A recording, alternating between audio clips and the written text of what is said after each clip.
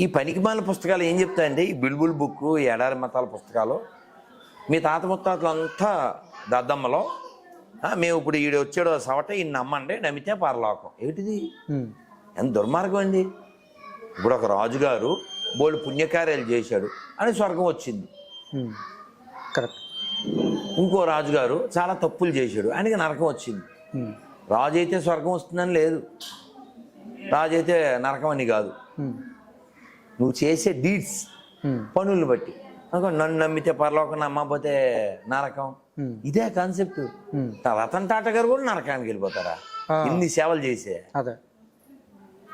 అంబేద్కర్ నరకానికే, అల్లూరి నరకానికే. ఎందుకు ఈ ముష్టి మతం మాకు? వాడు చెప్తున్నాడు జానుబాబు అని, ఎక్కడ గుంటూరు, అక్కడ మీ తాత, మా తాత, గాంధీ తాత, ఏ తాత అయినా సరే మా రోత బుల్బుల్ బుక్ ఫాలో అవ్వాల్సిందే, అయితేనే పర్లోకం. ఏంది ఈ ముష్టి పుస్తకం ఎప్పుడు పుట్టింది? ఈ మతం ఎప్పుడు పుట్టింది? ఏమైనా ఎవిడెన్స్ ఉందా? ఇప్పుడు రామదాస్ గారు గోల్కొండలో ఆయన జైల్లో పెట్టారా? వెళ్ళావు గోల్కొండ? వెళ్ళావు కదా, ఆ జైలు ఉంది కదా, ఉంది. చరిత్రనా? అవును, చరిత్రగా. రాములు గారు వచ్చారా? వచ్చారని. డబ్బులు ఇచ్చారా? ఇచ్చారని. ఇప్పటికీ ముత్యాల తలంబరాలు వెళ్తున్నాయా?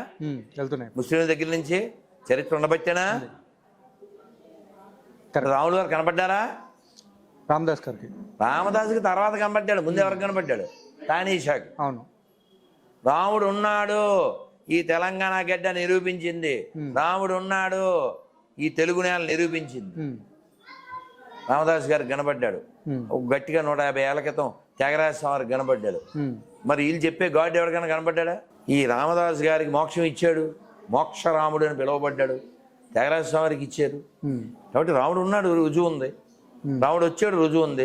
రాముడు ఇచ్చాడు మోక్షం, రుజువు ఉంది. వీళ్ళు చెప్పే గాడ్లు ఏమన్నా ఇచ్చారా?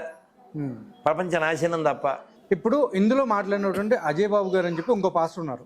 ఆయనతో నేను మాట్లాడినప్పుడు ఆయన ఏమంటారు, మీరు నిజంగా ఇప్పుడు ప్రతి ఒక్కరిని కూడా మీరు అంటున్నారు, నువ్వు నిజంగా క్రిస్టియన్ పుట్టుంటే, క్రిస్టియన్ అయితే నువ్వు రా, నాకు ఈ ప్రశ్నలకు సమాధానాలు చెప్పంటున్నారు కదా. ఇచ్చానా?